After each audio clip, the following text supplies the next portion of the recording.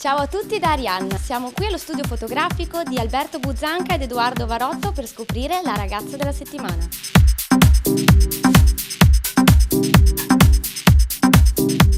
Molto importante oggi come oggi avere un sito internet. Un sito internet perché come diceva Nick Knight, come dice Nick Knight, che è un famoso fotografo con uno studio a Londra, hai una vetrina per ora ancora gratuita.